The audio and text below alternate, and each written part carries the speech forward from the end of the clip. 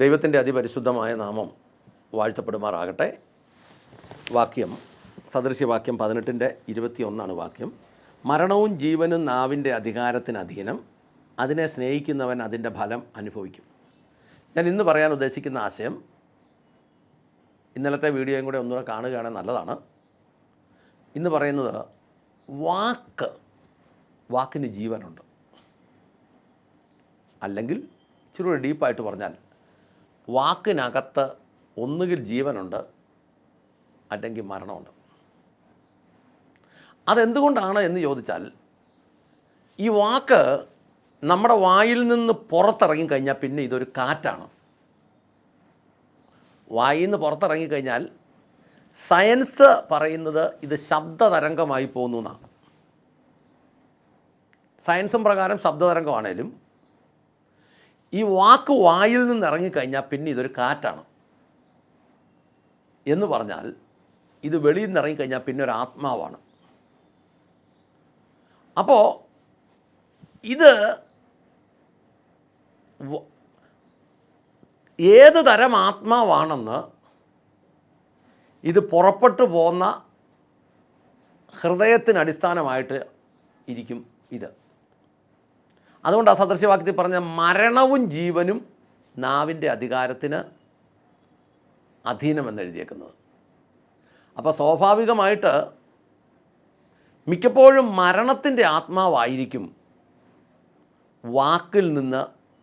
വായിൽ നിന്ന് വാക്ക് വെളിയിലേക്ക് പോകുമ്പോൾ അതിനകത്ത് വ്യാപരിക്കാനുള്ള സാധ്യത.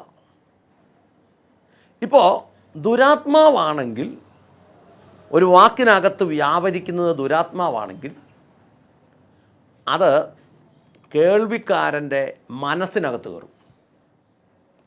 ഒരു വാക്കിനകത്ത് വ്യാപരിക്കുന്നത് ദുരാത്മാവാണെങ്കിൽ അത് കേൾവിക്കാരൻ്റെ മനസ്സിനകത്ത് കയറും. എന്നാൽ ഈ വാക്കിനകത്ത് ദൈവാത്മാവാണ് വ്യാപരിക്കുന്നതെങ്കിൽ അത് കേൾവിക്കാരൻ്റെ മനസ്സിലും ആത്മാവിലും കയറും. കേൾവിക്കാരൻ്റെ മനസ്സിലും ആത്മാവിലും കയറും. അതായത് ഒരു വാക്ക് ഒരു മനുഷ്യൻ്റെ വായിൽ നിന്ന് പോകുമ്പോൾ നോർമലായിട്ടും അതിന് 3 ആത്മാവുണ്ട്, അല്ലെങ്കിൽ 3 ആത്മതലമുണ്ട്. എന്ന് പറഞ്ഞാൽ ഒരു തലം എന്ന് പറയുന്നത് ദൈവികമാണ്. വാക്കിൻ്റെ പുറകിൽ ദൈവികമായ ആത്മാവിൻ്റെ സാന്നിധ്യമുള്ള ഒരു തലമുണ്ട്. അല്ലെങ്കിൽ പൈശാചികമായ ആത്മാവിൻ്റെ ഒരു തലമുണ്ട്. അല്ലെങ്കിൽ ഒരു മാനുഷികമായ ആത്മാവിൻ്റെ ഒരു തലമുണ്ട്. അങ്ങനെ നമുക്ക് 3 രീതി ചിന്തിക്കാമെങ്കിലും അത് നമ്മൾ കുറച്ചുകൂടെ ഡീപ്പായി പഠിച്ചു വരുമ്പോൾ ഇത് ദൈവികമായ ആത്മാവിൻ്റെ തലവും പൈശാചികമായ ആത്മാവിൻ്റെ തലവും മാത്രമാണ് എന്ന് നമുക്ക് മനസ്സിലാവും. കാരണം ബൈബിൾ പറയുന്നത്, സദൃശ്യവാക്യം 18:21 പറയുന്നത് മരണവും ജീവനും. ഇതിനിടയ്ക്ക് മൂന്നാമതൊരു പോയിൻ്റ് പറയുന്നില്ല. നാവിൻ്റെ അധികാരത്തിന് അധീനം, അതിനെ സ്നേഹിക്കുന്നവൻ അതിൻ്റെ ഫലം അനുഭവിക്കും എന്നാണ് വചനം പറഞ്ഞത്. എന്ന് പറഞ്ഞാൽ വാ കൊണ്ട് പറയുന്നത് ഹൃദയത്തിൻ്റെ നിറവിൽ നിന്നാണെന്ന് ബൈബിൾ പറയുന്നു. അപ്പം വാ കൊണ്ട് പറയുന്നത് ഹൃദയത്തിൻ്റെ നിറവിൽ നിന്നായതുകൊണ്ട് ഈ പറയുന്ന കാര്യം മരണത്തിനാണോ ജീവനാണോ സാധ്യതയെന്നത് ആണ് ഈ ഫലം അനുഭവിക്കാനുള്ള കാരണം. അപ്പം നമ്മളൊന്ന് ആലോചിച്ചേക്കേ, ഏത് മനുഷ്യനും വാക്ക് പറയുമ്പോൾ അറിഞ്ഞോ അറിയാതെയോ അതിൻ്റെ പുറകിൽ ലക്ഷ്യങ്ങളുണ്ട്. ഇപ്പം ബുദ്ധിമാന്മാരാണെങ്കിൽ ആലോചിച്ച് അളന്ന് തൂക്കി കൃത്യമായിട്ട് വാക്കുകൾ പറയും. അതിൻ്റെ പുറകിൽ ലക്ഷ്യങ്ങളുണ്ട്. ഇനി ബുദ്ധിമാന്മാരല്ലെങ്കിൽ പോലും പൈശാചിക ശക്തിയാണ് ഒരാളെ നയിക്കുന്നതെങ്കിൽ ആ പൈശാചിക ശക്തി ഈ വ്യക്തി അറിയാതെ ഈ വ്യക്തിയുടെ നാവിനെ, മനസ്സിനെ ഒക്കെ ഉപയോഗിക്കും. ചിലർ കണ്ടിട്ടുണ്ടോ, ചുമ്മാ ഇങ്ങനെ അതും ഇതും എല്ലാം വർത്തമാനം പറഞ്ഞുകൊണ്ടിരിക്കും. നമ്മൾ പറയും കഥയില്ലാത്തവരാണ്. പക്ഷെ കഥയില്ലായി ഒന്നുമല്ല, അവർക്കറിയില്ലേലും അവരറിയത്തില്ലാത്ത വിഷയങ്ങൾക്കകത്ത് എല്ലാം അവർ അഭിപ്രായം പറഞ്ഞുകൊണ്ടിരിക്കുക. അപ്പോൾ സ്വാഭാവികമായിട്ടും പല വിഷയങ്ങളിലും നമുക്കറിയത്തില്ലാത്തത് കൊണ്ട് മറുപടി പറയേണ്ടാത്ത സാഹചര്യങ്ങളുണ്ട്. പക്ഷേ ഒന്നെങ്കിൽ എൻ്റെ വിവരക്കേട് കൊണ്ടോ, അല്ലെങ്കിൽ ഈ പറയുന്നവൻ്റെ വിവരക്കേട് കൊണ്ടോ, പറയുന്നവൻ പണ്ഡിതനാണെന്നുള്ള ഒരു ഭാവം കൊണ്ടോ അനാവശ്യമായ കാര്യങ്ങളിലെല്ലാം കയറി ഇങ്ങനെ അഭിപ്രായം പറഞ്ഞുകൊണ്ടിരിക്കും. പ്രത്യേകിച്ച് ആത്മീക മേഖലയിൽ നമ്മൾ പലപ്പോഴും കണ്ടിട്ടുള്ളതാണ്. ഈ ദൈവവചനം സംസാരിക്കുമ്പോൾ ദൈവം ഉദ്ദേശിക്കുന്ന ആശയങ്ങൾ വെളിപ്പെടുന്നുണ്ടെങ്കിൽ മാത്രമേ ദൈവികമായ ഒരു വിടുതൽ അവിടെ ഉണ്ടാവുള്ളൂ. ദൈവം ഉദ്ദേശിക്കുന്ന ആശയങ്ങൾ വെളിപ്പെടുന്നെങ്കിൽ മാത്രമേ ദൈവികമായൊരു ഉദ്ദേശം നടക്കുകയുള്ളൂ.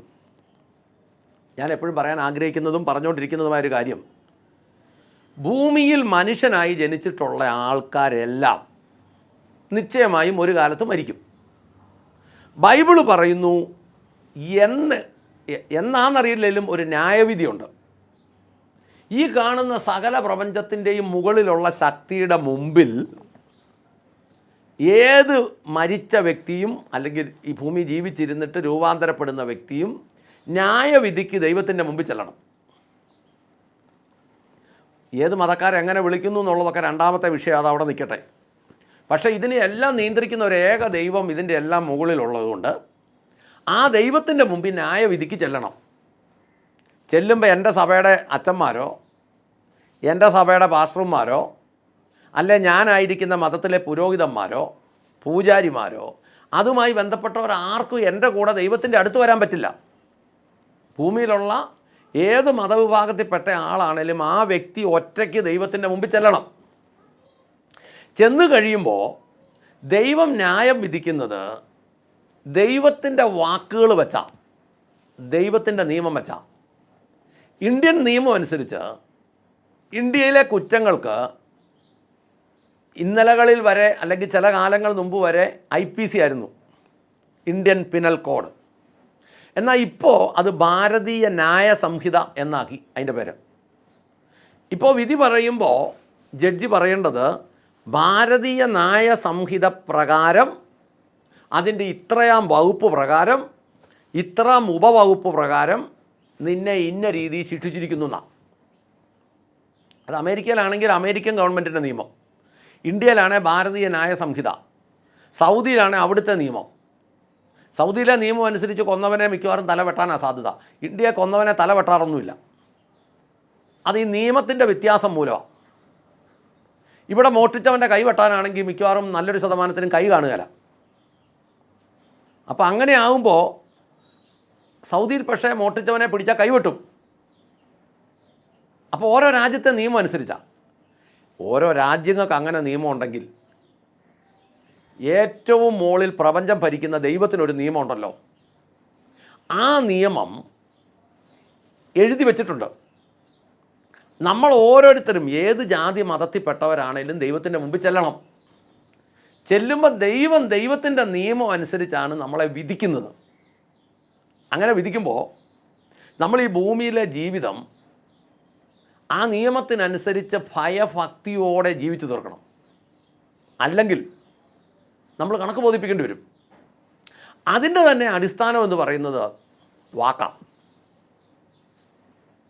കൈകൊണ്ട് ചെയ്യുന്നതൊക്കെ വാക്കിൻ്റെ ഉറവിടത്തിൻ്റെ പ്രേരണ കൊണ്ടാണ് കൈകൊണ്ട് ചെയ്യുന്നത്. കൈകൊണ്ടോ കാലുകൊണ്ടോ ശരീര അവയവം കൊണ്ടോ ഒക്കെ ചെയ്യുന്നത് ഈ വാക്കിൻ്റെ ഉറവിടത്തിൻ്റെ പ്രേരണ കൊണ്ടാണ് ചെയ്യുന്നത്.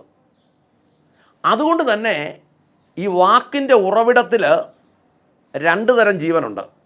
അതൊന്ന് ദൈവികമായിരിക്കാം, അല്ലെങ്കിൽ പൈശാചികമായിരിക്കാം.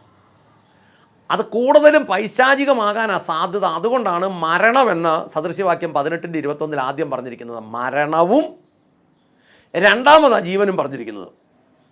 അതുകൊണ്ട് എന്നെ ശ്രമിക്കുന്ന ഓരോ വ്യക്തികളോടും പറയട്ടെ, നിങ്ങളുടെ വായിൽ നിന്ന് നമ്മുടെ വായിൽ നിന്ന് വാക്കുകൾ പുറത്തേക്ക് പോകുമ്പോൾ അതിനകത്ത് ആദ്യം മരണത്തിൻ്റെയും ചില വ്യവസ്ഥകൾക്കപ്പുറം ജീവൻ്റെയും ശക്തി വാക്കിലൂടെ പുറപ്പെടുകയുള്ളൂ. പുറപ്പെടാൻ സാധ്യതയുണ്ടെന്നുള്ളതല്ല, അങ്ങനെ വാക്കുകളിലൂടെ പുറപ്പെടുകയുള്ളൂ.